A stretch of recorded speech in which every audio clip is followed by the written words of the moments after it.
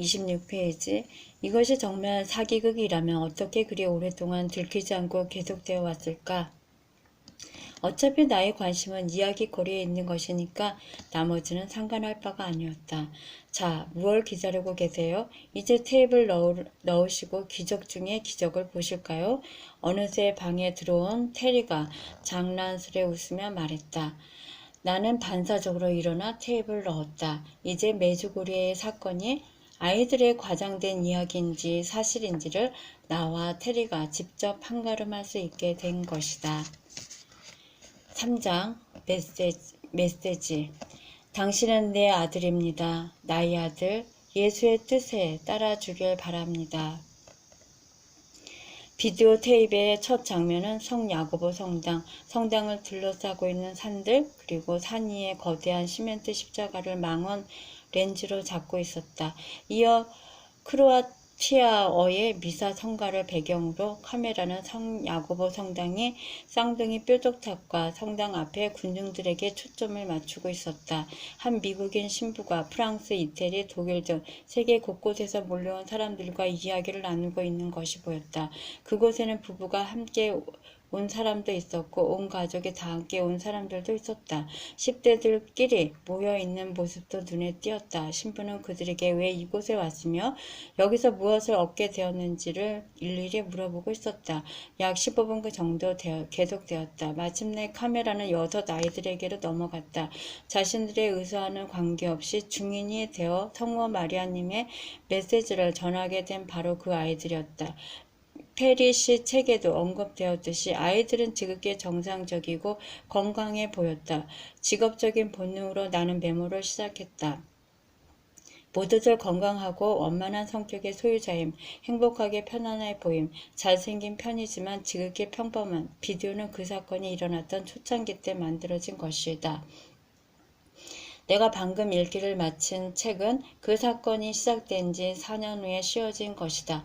그러니까 많은 일들이 제자리를 잡아가고 있을 때 씌워진 것이었다. 매일 저녁 성모 마리아께서 모습을 나타내시는 시간에 미사를 드리는 것은 일상생활이 되어버렸다. 정부 측의 태도도 바뀌어 4년 전보다는 적개심이 덜하여졌는데 그 첫 번째 이유로는 관광객들이 쓰고 가는 예기치 못한 현금 수입을 줄 수 있었다. 카메라는 이제 어린 중인들의 얼굴을 클로즈업 시키고 있었다. 성모 마리아께서 나타나시기를 바로 직전이었다. 아이들은 기도를 하고 있었다. 그러다 갑자기 기도 중간에 기도를 멈추더니 텄어. 그 자리에 무릎을 꿇었다. 비스카의 얼굴은 미소를 띠고 있었으며 이 모습은 누군가와 대화를 나누는 듯 했다. 분명 그녀의 입술을 움직이고 있었지만 소리는 들리지 않았다. 이반 역시 누군가와 소리 없는 대화를 나누고 있었지만 그의 입술은 비스카의 입술과 동일하게 움직이고 있지는 않았다. 나는 이미 기자의 객관성을 잃고 화면 속에 빠져들고 있었다. 믿을 수 없어. 정말이야. 이런 일이 어떻게? 그렇지만 이 일은 지난 4년 동안 하루도 빠짐없이 계속되어 왔던 일이다. 그런데도 우리 미국인 중에는 이 일에 관해 알고 있는 사람이 한 명도 없는 듯 했다. 화면에 마리아의 얼굴이 보였다. 그녀의 시선은 이를 향하고 있었고 사랑과 존경의 미소를 듬뿍 머금고 있었다. 여기저기서 그들을 밀쳐대는 군중이나 바로 코앞에서 터지는 카메라 플래시에도 눈 하나 깜짝하지 않은 채 6 아이들 모두의 시선은 한 곳에 모아져 있었다. 바로 그때였다. 아이들의 모습을 지켜보고 있던 바로 그때였다. 누군가 내게 말을 걸어왔다. 귀를 통해 들려오는 소리가 아니라 나의 가슴에서 들려오는 그런 소리였다. 좀 이상스럽게 들리기는 하겠지만 나는 그것이 성모님의 음성이란 것을 곧 알아차릴 수 있었다. 나는 온몸이 굳어버리는 것 같았다. 방 안의 모든 물건이 사라져버리고 이제 나와 텔레비전 화면만 남았다. 그러자 내 안의 목소리가 다시 말씀하셨다. 당신은 내 아들입니다. 내 아들 예수의 뜻에 따라주길 바랍니다. 숨을 쉴 수가 없었다. 메주고리의 일들을 글로 써주십시오. 그 일이 바로 당신의 천직이 될 것입니다. 물론 당신이 내 말에 동의하기로 결정해 주신다면 말입니다. 지금 당신이 하고 있는 일도 그만두게 될 것입니다. 나는 힘들여서 테리가 있는 쪽으로 시선을 돌려보았다. 그녀도 들었을까? 그녀는 아주 편안하게 TV 화면을 보면서 즐기고 있는 눈치였다. 좀 전의 일은 나에게만 일어났던 것을 알아차릴 수 있었다.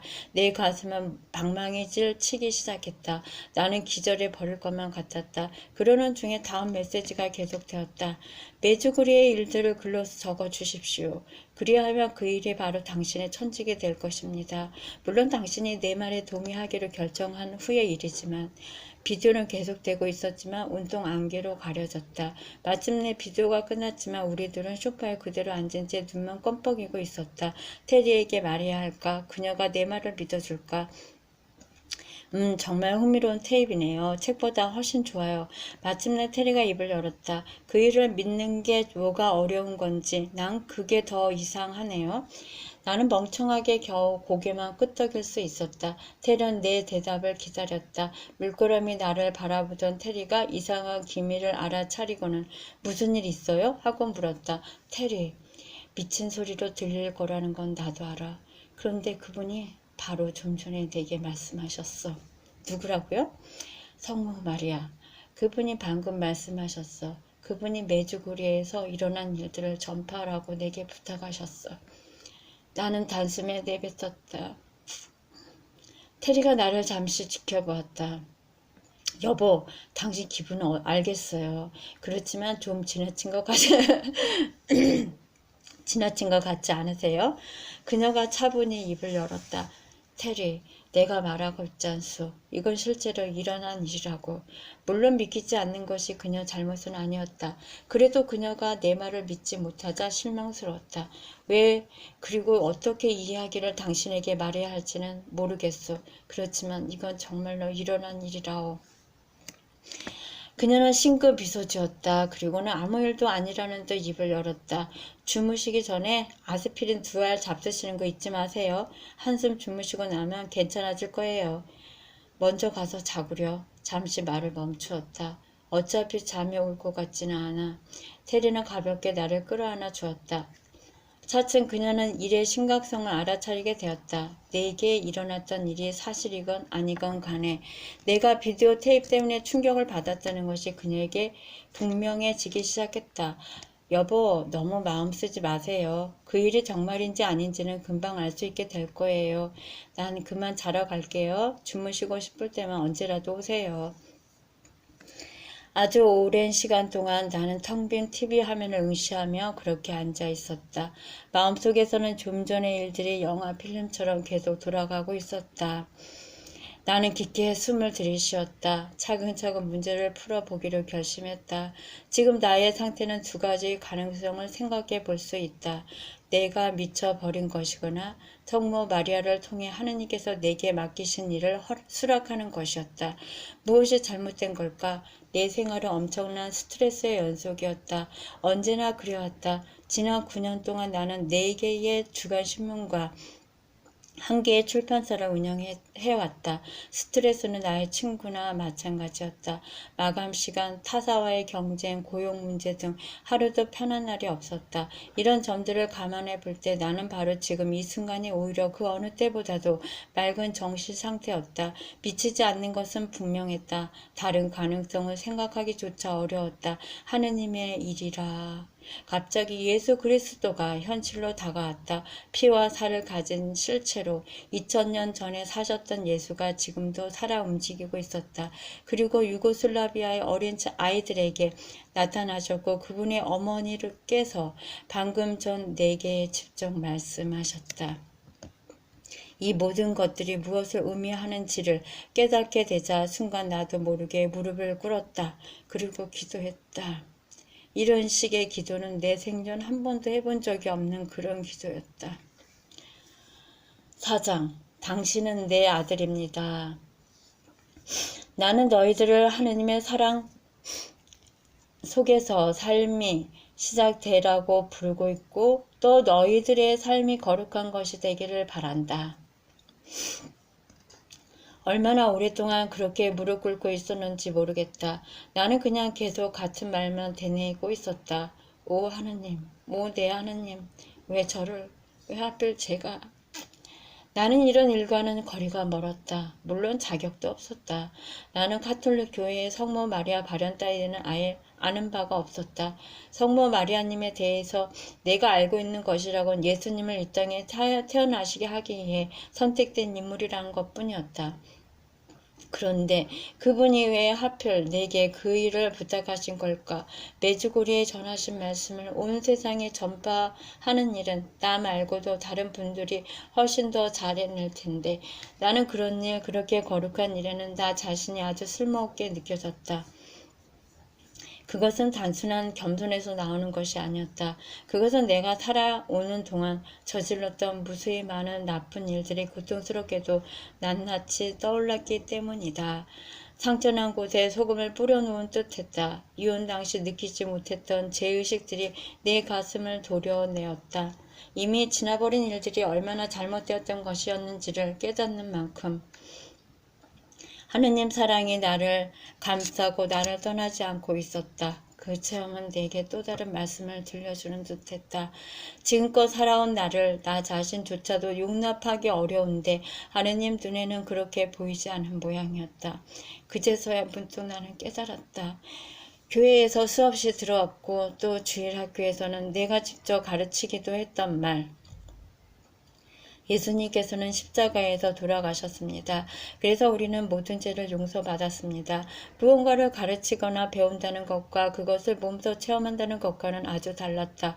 나는 이미 어린아이가 된 것 같았다. 아주 길고 혹독한 훈련 끝에 마침내 부모님께 인정받게 되고 그래서 그분의 쌀쌀한 품에 안겨 사랑을 만끽하는 어린아이 같았다. 그렇게 아주 오랫동안 무릎을 꿇은 채 나는 하느님의 사랑 속에 있었다.